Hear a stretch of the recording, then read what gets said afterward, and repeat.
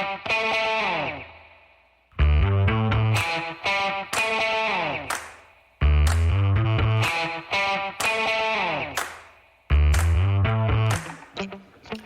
folks. Welcome to another episode of Film Study. This is Ken McCusick.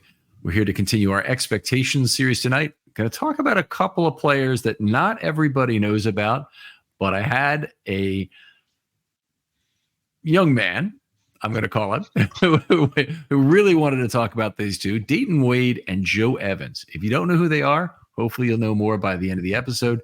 And joining me to talk about them is Sean Asher. Sean, how you doing?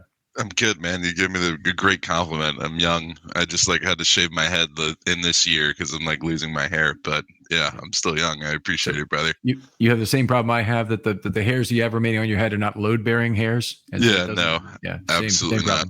Yeah, yep. Very familiar with it. Yep. All right. So who are we going to start with of these two?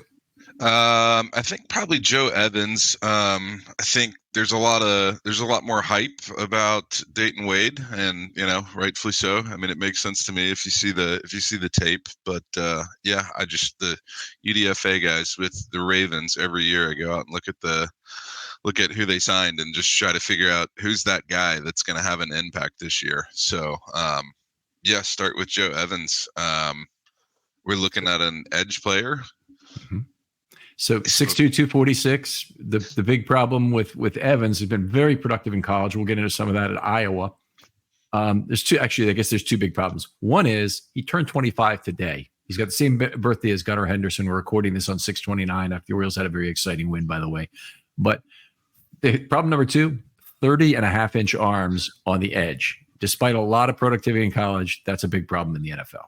That is a huge problem in the NFL. And in college, it was hidden very well in what they were asking him to do and how he was getting after it. And there is some things I saw on tape that, there's some stuff there that he might be able to work through and figure out. I wouldn't put a Hall of Fame career on him right now, but with those measurables, but there's a lot of things I saw on tape that make me think that this guy has a chance. Very unusual kind of background, was a high school quarterback. That's not that unusual for a lot of players, but then walked on as a linebacker at Iowa, of all places, ends up with one of the highest sack totals in recent years in the Big Ten, which is really incredible. Since in the last 20 years, I guess this is since 2005, so it's really 19 years, but you get the idea. The point is not endangered. I think he was fifth. I'm all. He's ahead of Joey Bosa during that time in terms of sacks, and it's incredibly productive, and that's after being a walk-on 5-year player. And during his career, I think this is during his career, he had 25 stops and only 2 missed tackles. And I'm going to check. That may have been just last year. That resonates as true. I think I have 20. I think I have that as right. That might have been just last year. I think I have 35 tackles for a loss total and then 28 sacks. But while you're looking that up, I mean, his stats popped off. And that's why I started doing the research on him, because I'm like, how did this guy not get drafted? And then, of course, you see the measurables and you're like, oh, okay, he's that in between. You're not big enough to be a defensive end, and you're not athletic enough to be an outside linebacker. So where do you fit? And there's so many guys in the NFL that are day 3 picks because they're in between those two size and athletic capabilities. Yeah, he'd be a great size for an inside linebacker. In that case, he's probably not quick enough. Does have some good measurables on the margin, a 4.11 shuttle and a 41.5-inch vertical, which is that's tremendous explosiveness that you can really see him using in college. His get off is terrific. It's just the arm length is going to be no doubt a huge issue. But if you could put Joe Evans get off on Odafe Oweh, you'd really have something. Yeah, absolutely. And when you look at that 3-cone drill, if you compare it to combine participants, number 1 or third best 3-cone drill, and of everybody that participated in the combine, 7th highest vertical. That's Okay, seventh Wild. highest vertical of everybody. That's 710. That's got to be exceeded by a lot of cornerbacks. But it's I do remember that Hutchinson had like a 667. Typical slot corners are in the high sixes, some in the low sevens. But Okay. but that's probably at the edge group, and that 710 Yeah. cone definitely jumps out at you as being a very good number. Right. So yeah, and doing the research for the podcast, he just ended up playing quarterback because he was the most athletic dude on the field. Like that was it. The quarterbacks that were playing quarterback all got injured, and then because he was the athlete, he played quarterback. So got scholarships and didn't want to go anywhere other than Iowa, and that's where he landed. Played a year and then got his scholarship. And when you look at the film, what stands out to me the most is that motor, and he just continues to work, and he'll get put on his butt and a block, and then somehow he still gets the quarterback pressure because quarterback scrambling, and he's scrambled all the way across the field, and Joe Evans is the one that's chasing him down, and it's like I can't imagine Harbaugh's not going to fall in love with that effort. Yeah, we'll see him in the second half of some preseason games against some tackles who aren't particularly athletic. This ought to be a really interesting thing because I think there will be a lot of people falling in love with him there. He's got a very unusual pass rush record over his years at Iowa, but 2 years ago in particular, in 2022, this is how PFF scored it. So he had a bunch of sacks and a bunch of quarterback hits, but he only had 4 pressures that were not sacks or hits. And PFF, they don't count sacks and hits the same, but they had 6 and 10. That's probably representative or close, but it doesn't really matter. If it's off a little, it's still only 20% of his hurries were pressures, which is really unusual and not generally sustainable. And then last year, he had almost as good a season. He just expanded his hurries to 23. In fact, he probably had a better pass rushing season. So very impressive player, but you can see the cleanup that he did with Iowa, playing with a very good secondary behind him. The amount of cleanup he was able to do off some first pressures from what generally is a very good pass rushing group there. Iowa, is known for playing all these 12-9 games. They really got it done, and he'll be one of the really exciting players to watch, I think, in camp. Yeah, one of the things that stood out to me on tape, other than that motor, he knows he's small. He knows he's undersized, and he's worked out some interesting things that worked out in college. I don't know that it's going to work out in the NFL, but we're going to find out. We're all going to find out together. He has this hesitation pass rush where he shows you a bull, or he shows you he's going to the corner just to get the offensive tackle to put their hands up. And he's a really good hand fighter for his size, and that. He baits them into giving their hands up. He's really good at hand fighting, and then he's able to. His bend is really incredible. It works out in college in the pass rush, but in his run defense, it was a lot to be desired in run defense from what I saw in film. Well, good. He's got a good low missed tackle total, which is a big part of playing run defense. Now, it's not the whole thing because you got to hold the edge and you got to do some good things there. But the missed tackles, he's got 65 snaps in his college career with only 10 missed tackles. I don't care whose definition you're using. That's an outstanding ratio. We did see that the other UDFA, Lafayette College, Malik Ham from last year had 80 and 10 in his college career. But this is at Iowa. It's not at Lafayette College, right. in the Colonial League. And this is just really impressive. Grip strength, in particular. He gets on you. He doesn't let go. Yep. And speaking of Malik Ham, it's probably going to be the guy that has to lose his job if Joe Evans is going to be part of Baltimore Ravens 2024 plans. And I don't know that we saw enough from Malik Ham to say that it's for sure going to be Malik Ham, but there's not too much difference between the two of them in terms of team control, I'm assuming. Malik Ham is in his second year, right? Mm-hmm. So, you're getting one more year on a developmental player. And, if you're looking at the last spot on the depth chart for that position group or in your practice squad, I don't know that 1 year of team control really makes a difference in that type of situation, as opposed to okay, if somebody goes down, who can we pull into the roster today and get snaps to today, if that makes sense. I agree. I think that Malik Ham is a guy who, if he ends up on the practice squad, there's a good chance the Ravens lose him. And the reason I think that's probably true is they tried him out at Sam linebacker last preseason, and he looked pretty good in that role. It was only 11 snaps, but his 5 years in his college career, Malik Ham had 0, 0, 0, 0, and 40 coverage snaps. So he didn't even have his first coverage snap till he was a senior. But the Ravens saw enough trait-wise to say, hey, here's a guy who can certifiably rush the passer, and Lafayette College didn't want to let him out of that role where he was much more valuable to the team. And then they decided, okay, we're gonna see if we can get some Sam linebacker value out of him. And I think, the Ravens are short on that. They don't have Tyus Bowser anymore.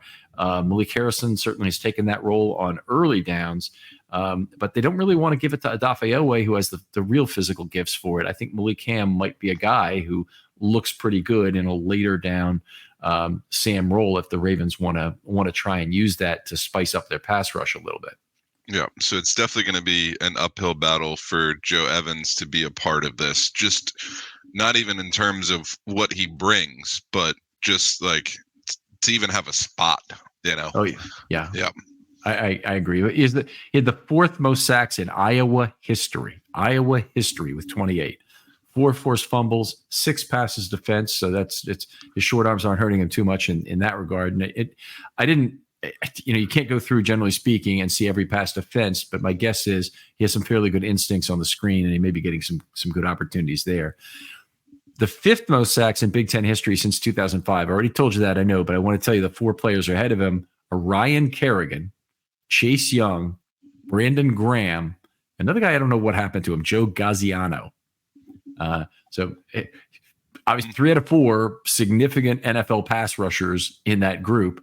And then, behind him and in fairly close proximity are AJ Epinesa, who, I think was an interesting kind of a prospect for the Ravens, ended up with the Bills.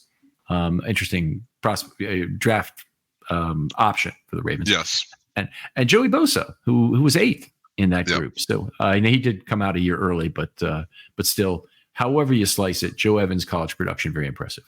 There is one other wrinkle to this thing that is kind of interesting. In a podcast that I listened to research for this, talking about people who walk on and have that experience, the whole podcast is centered on that. He said at his pro day, his agent mentioned one team was interested in him and at looking at him as a fullback. So during his pro day, he ran some routes, caught some balls. He said he felt pretty good about it. And coincidentally enough, he's here in the Ravens, and John Harbaugh said that they're giving him a look at fullback. So I don't know if that is the correlation or it's just correlation by circumstance. I have no idea, but that maybe impact things too, right?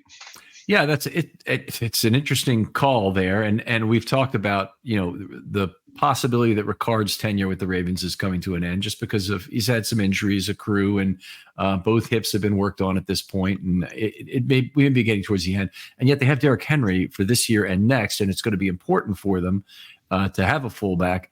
It would not surprise me at all if they tried to put Joe Evans in that role. I'd even say, though, looking at 6'2", 246. He's probably a little small for what the Ravens have become accustomed to at fullback. And it's not just weight, it's also length. Obviously, at 30.5-inch arms, there's like legitimate questions. Yep. So, yeah. He is built like a fullback, though, in terms of his frame. Like you look at the guy and he looks like Peyton Hillis. Like he is very barrel chested, is very broad shouldered, you can see how it's a detriment to him in the pass rush because he's got such a wide frame. It's that much easier for people to get their hands on him. But he is very, very top heavy, and a full head of steam. He's moving. So in that regard, maybe, but I don't even know. Is Ben Mason still a thing, or did he leave again? I don't know. I think he's in his 3rd season. Let me check that real quick for you. I thought I remember him going to LA Chargers. Is that right? He's not on the Ravens. Okay. He's not on the current roster. So Yeah. it wouldn't be a matter of injured or anything at this point. He'd be on the 90, and he's not. Yeah. So then I guess that segues us perfect into a good season. And for me, a good season for Joe Evans is being on the practice squad. If he can show us in preseason that, whether it's offensively or defensively, that he's got some tools, he's got some versatility, he has the mentality, he can learn the game the way the what our system is, either side of the ball, and can show enough things to be part of Ravens' plans in 2025, I think that's a pretty good season for him. I agree completely, and I had very, very similar, so I'll just read it. Impresses enough for top of the practice squad spot where he could be elevated up to 3 times or activated to a deep Ravens OLB group if they suffer attrition. Impresses coaches with special teams ability and ability to be a 4-unit core player. I think he's got to be that. I think he's got to play on 4 the punt and kick, returns, and coverage units. He stays in the 2025 plans when tougher decisions may be needed on Ajabo and Van Noy. So neither of those guys have a spot guaranteed for 2025. They might be the best option, but they might not. And so, it's the guys that they have for sure for 2025 are Adisa Isaac. For one, they will have an option on Tavius Robinson also. They will have an option, I suppose, but it'll have to be re-signed on Malik Harrison. And they'll have Dafeoe, of course, signed under the 5th-year option. So, it stays in 2025 plans when tougher decisions needed is enough. But they do have a $3.75 million incentive next year to cut Van Noy. Yep. So part of your good is part of my great, because I don't see how he's going to really be a part of 2024 unless it's on special teams. If he can carve out a role in this new kickoff and he can be a playmaker on special teams, then I could see those activations coming for that. Or I could see, okay, we're not having any injuries in this spot, but we need somebody in special teams. And, however this new kickoff rule is going to look, I don't know that we're still locked into the old way that we always had a guy or two that we knew were going to be our gunners, and we had that one guy that is the mastermind, the coverage caller, all of those things. Yeah. Exactly. And as far as I can see, that might be Joe Evans. Is he the ideal size for that? I honestly don't know with where we're headed with the kickoff rule, but the guy, his motor is absolutely insane. So Harbaugh's gonna love him from the bat, off the bat, for that. And I just can't. I could see that happening pretty easily. So for me, that's a great season. As he's on game day rosters and making plays, most likely in special teams. Okay, so you have him not just elevated; you have him making the 53 at some point. If injuries happen, then I could see it. I'm not sold that that's going to happen, but it could. So I think things like that happen, every year in terms of some position. I have a similar thing: cut but activated the 53 after attrition, finds a spot on special teams and as occasional rotation player, and I have him for 50+ snaps for the season. Is what I would consider a great year.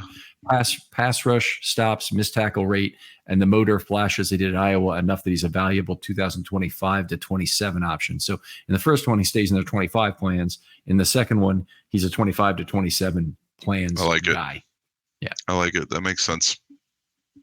All right. How about we move on and talk about Dayton Wade? Dayton Wade, man. So excited. Another guy that facing this same type of battle, Dayton Wade, 3 years at Western Kentucky, not too much going on there. Transferred to Ole Miss, 82 receptions, 1,139 yards, and 7 TDs. Also, 16 carries for 103 yards, 6.4 yards a carry. His problem, why he didn't get drafted, he's 5'9". Yep. He's an unusual guy because in the NFL, he's immediately branded as a slot receiver at that height. I mean, that's what they do. Oh, you're a 5'9" guy? Oh, over there with the slot guys.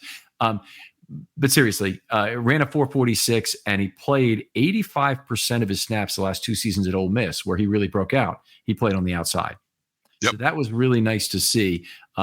He was primarily a slot at Western Kentucky, and those years were not as good. He probably also did not have a particularly good quarterback throwing to him. I think in Western Kentucky, who did they have during that period?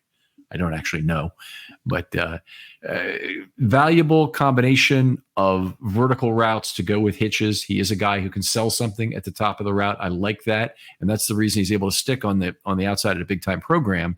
Is he's able to sell either the hitch or go to that cornerback. Just a little bit of route running like that, it really shows up, and that's something hopefully that he can still bring to the NFL level. Yep. So that 4.46 speed, literally Google says it's the blink of an eye difference between him and Tez Walker. 0.1. That's how long it takes to blink. 0.1 seconds. So speed's the same. The production about the same, I think. I'd have to go back and really look at the numbers there, but I remember seeing a couple stats where it's like, okay, they're about the same, and whether it was yards per target or something, and I was like, so that was interesting. But also when I doing research for this guy, heard him talking on another podcast after he had signed with the Ravens.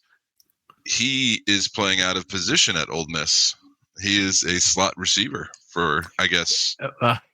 That's really what the he's question. Calling himself. That's what the Ravens say him as. I have no idea, but after they're talking to him about signing with the Ravens, and how was your rookie mini camp, and how was all that? And they said something about you're playing outside in the SEC, like how you're playing against Alabama and making plays. How did you not get drafted? He's like, and I was out of position. And I was like, hold on, what are you saying you're out of position? Yeah, he doesn't want to do that. Yeah, right. Yeah. Right. What is going on there? That's interesting. I mean, in terms of some of the metrics from 2023, 10.8 yards per target. You know how I feel about that stat being the most important. He had 6.9 yak per reception. That's outstanding. And he did it with just 3 missed tackles forced. That's very unusual that you would have a low missed tackles forced number. There probably is plenty of elusiveness, but there's a lot of deep routes where he's outrunning then the secondary, or running away from the secondary after the catch.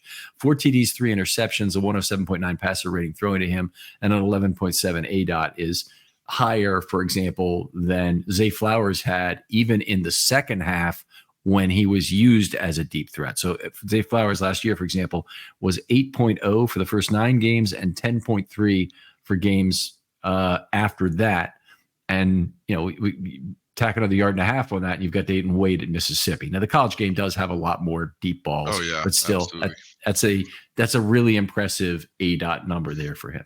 Absolutely. And I often don't like to tell people to go watch highlights of somebody, but seriously, go type Dayton Wade highlights into YouTube.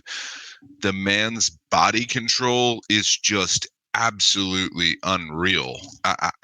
I don't know. I can't think of a Raven that I've seen do some of those things. Like Odell Beckham could bend and move in that way midair, but I can't think of a Raven that did it in a Ravens uniform that made plays like that. And it's wildly impressive to see that. The other thing that really stood out is who he is as a receiver, and his aggressiveness, his going back to the football, his high point, his jump.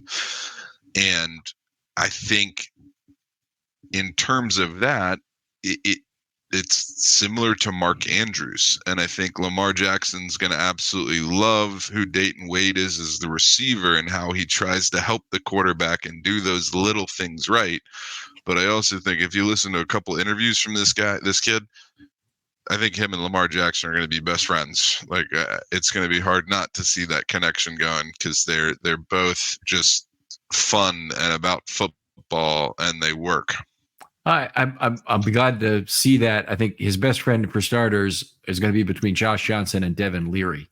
And Devin Leary is the guy he's going to be playing with probably for most of the preseason. But we'll see how that works out. He obviously won't play with Jackson much in camp. He probably won't play with Jackson much at all in terms of having reps on the field with him. But it would be nice if he at some point gets some opportunity to catch from the ones. One thing that you really notice about him is that he catches the ball away from his body effectively, which I do not always associate with guys with really short arms, like a lot of Marquise Brown, for example. Not really a great away from the body catcher, much more of a trapper against his body.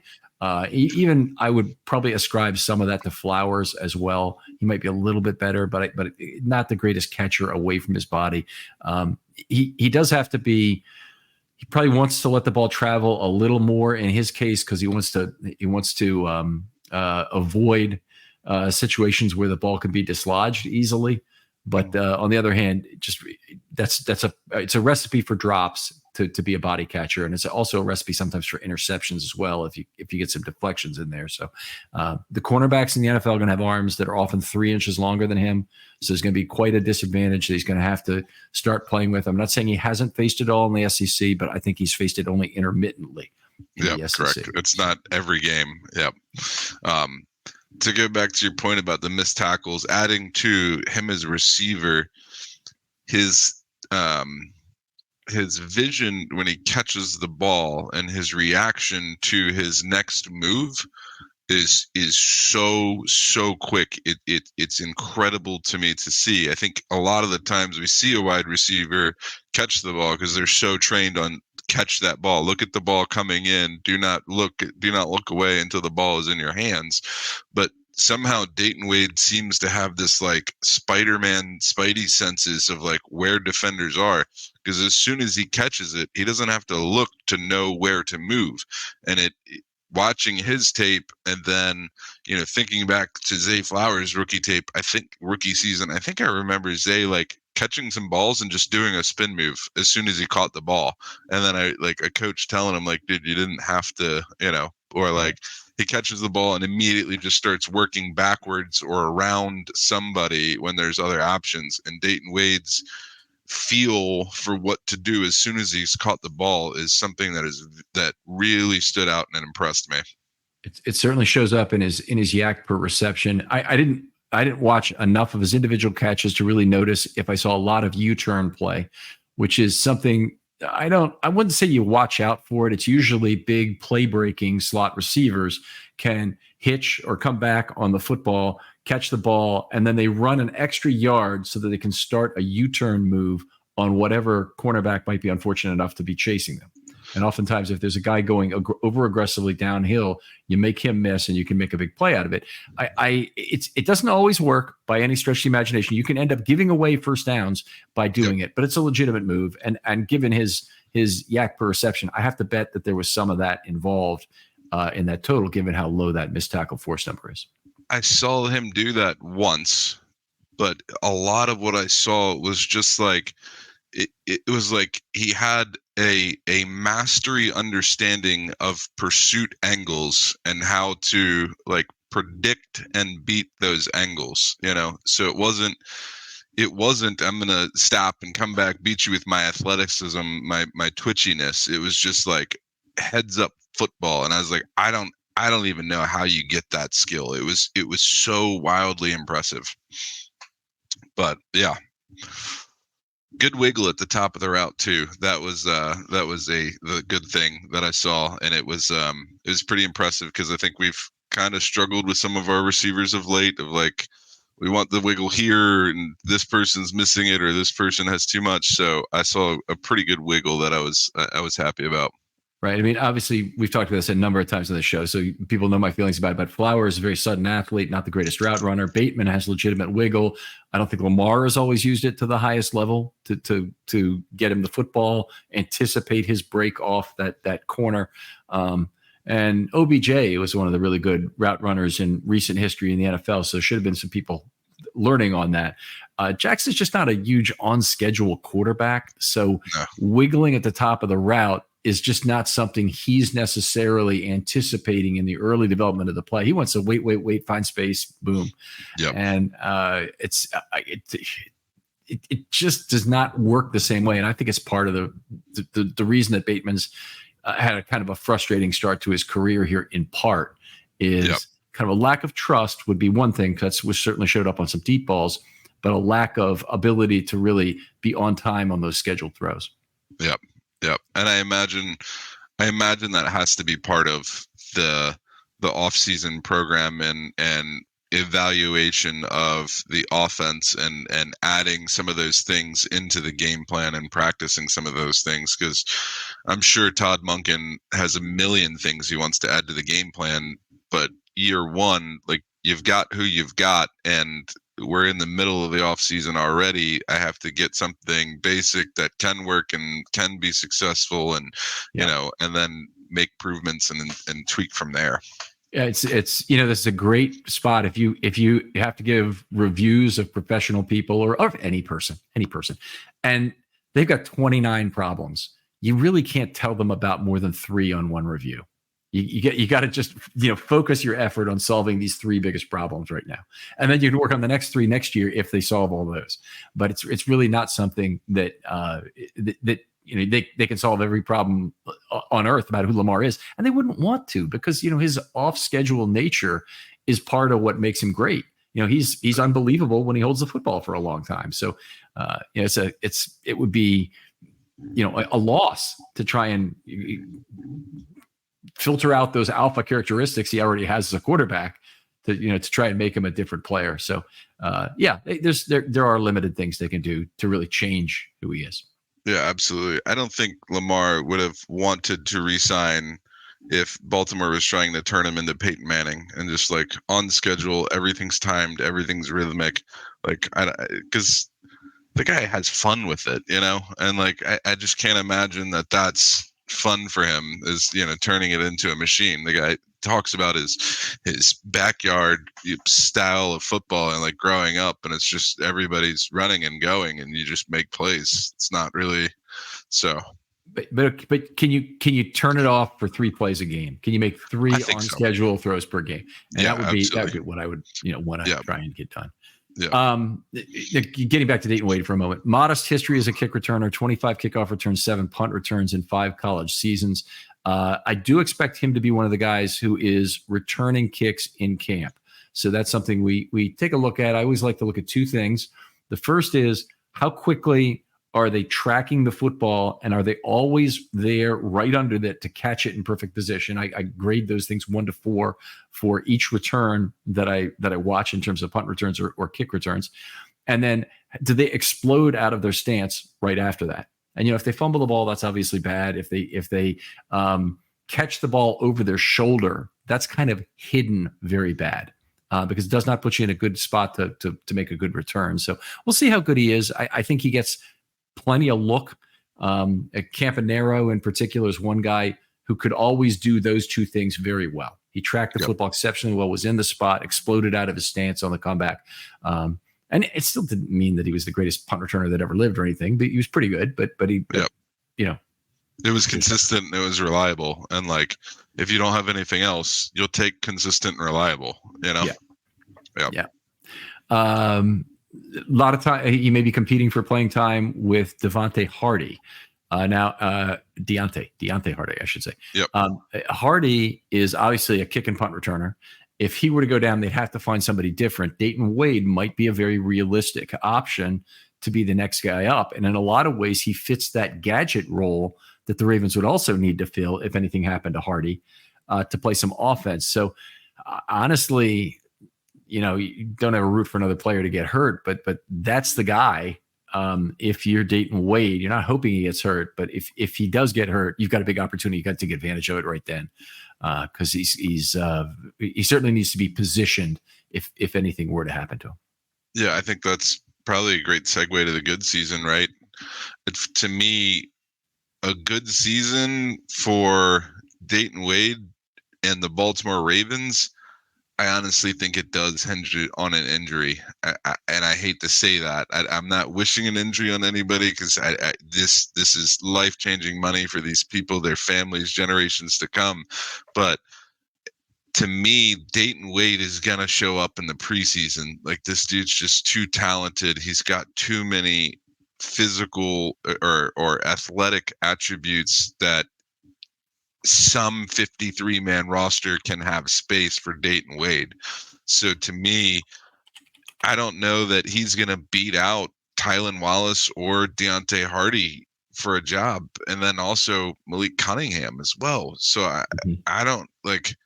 I could see he could beat out one of the three. I could see maybe he beats out two of the three.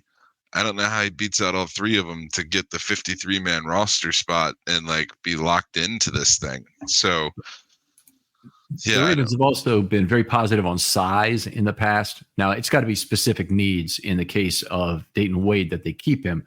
But Sean Ryan is the one, right? I don't Yep, have that wrong. Yep. yep, Sean six Ryan, three. practice squad, big body, 6'3", 200. So Yep, he's a guy that I think the Ravens could do more with. You got a much larger pool of potential candidates for slot jobs, for kick return jobs, for that matter. Dayton Wade just needs to be ready when his job comes up. I think he would also benefit from not calling himself a slot player exclusively. He's played on the outside very effectively at Ole Miss. I mean, it'd yep, be nice to see if his wiggle at the top of the route can translate to the NFL. Just the combination of hitch and go alone can make you a good outside receiver in this league. yep, And did for Derek Mason. And yeah, it'd be really nice if he could do that. yep. So One of the comparisons actually compared him to Derek Mason just because of how crisp that route running is with what he's doing and setting defenders up. But yeah, for me, a good season means there's an injury to one of those three guys, and that keeps him on the 53, or because I don't know how else it happens, man. And if he gets cut and we try to slide him to a practice squad, I just don't. I think he's gone. I don't think it's a Geno Stone we're going to be able to get back ever. I don't see it happening. I actually don't think initially that the risk will be that great. It obviously a lot of it depends on the preseason, but I'll go through what I think is a good season. He has to be healthy in the preseason. This is true of all players who play corner, play wide receiver, high risk of soft tissue injury. Need to stay away from that. Need to actually be able to show what you can do on the field. And more than any other position, availability is the most important ability. You got to get through the preseason without getting hurt. He has to show enough on kickoff returns to be the top of practice squad option. So he's not going to make the team. I don't believe it's going to happen unless they have a nuclear situation, obviously, among the receivers. We would not root for that, obviously. If it does happen, it's a possibility, but I don't think in the 60th percentile he makes the team. And he is also close to the top of the practice squad in terms of a wide receiver and gadget player. So he does enough as a wide receiver, does enough a gadget player. They say, okay, we got several things to like about this guy. He might be able to return kicks for us, and he can do it while Hardy is out for 2 weeks. And hey, we can also use him on a few offensive snaps as well, and see if we can misdirect, see if we can get some of the running as he did at Ole Miss or at Western Kentucky in terms of running some jet sweeps, for example. I think that would be a positive. I think he's elevated 2 or more games this season in a good year. I don't think he necessarily makes the 53, but he does enough on special teams as a receiver to remain at least in the 2025 camp/preseason option territory. I'm going to be clear about that. That doesn't necessarily mean he's back. And we saw with Jeremy Lucien, for example, this year, who kind of does fit what the Ravens need in a lot of ways as a back-end safety, that he was an option, but the Ravens didn't end up keeping him. So that may be the case with Dayton Wade a year from now. Yep. I think the floor for him is so different. I think that's where I'm in disalignment or disagreement. I think the floor is really high for this kid, and there's just so much going right. And I'm not an NFL scout. I'll never get that job. I'm just not qualified, and I won't even be able to be qualified for that any day. But just what I'm seeing in tape, and it's not just highlights, going back and watching the full games, there's just so much to be impressed there. And there's so many little things he does right. I'm like, this kid's floor is so impressive to me. So yeah, where I'm at with it is a good season is he makes the 53-man roster, because other than that, I don't know that he's going to be able to be part of the Ravens' future in any way, shape, or form. Okay. My rules for allocating that won't allow me to say that, but what's your great? Great season, makes the team. gets in games, is contributing and getting targets. And, maybe that's what it's 17 times three targets a game, somewhere in there, 1.5, 2 targets a game, somewhere in there. That's my great season for this guy. Okay. That's a lot. I'd say a great season is probably really a bad thing for the Ravens because it means somebody got hurt. But I'd say Hardy is hurt, and the Ravens turn to Wade, who provides a spark on the kickoff return and some offensive snaps. Ability to use and create misdirection works well with Lamar, Henry, and other schemes. The Ravens have a valuable option for 2025 to 27. So instead of he's a camp/practice squad option for next year, he's a valuable option for 25 to 27, which means they're really saying, no, that's good. We got a lot of sand in the hourglass left on this guy. Let's see what we can do. And won't necessarily make the team in 25, even if Hardy is hurt in 24, but it greatly increases his chances because what you're talking about, that another team might vulture him, much more likely if he's already got an NFL snaps, already looked elusive and dangerous in terms of the speed and some of the gadgetry the Ravens can define for him this year. I'm thinking that's going to happen in preseason, man. So that's where that's where we're differentiating then, because I think that'll happen in preseason, and I'm painfully optimistic to a lot of people, so I totally get that. The last thing I'll say, listening to him on another podcast, they asked him what he's doing in the time off between rookie minicamp and OTAs. Going down to Florida with Zay Flowers to get work in with Lamar. Oh, great. That is good news. Yeah. I'm just like, dude, yeah.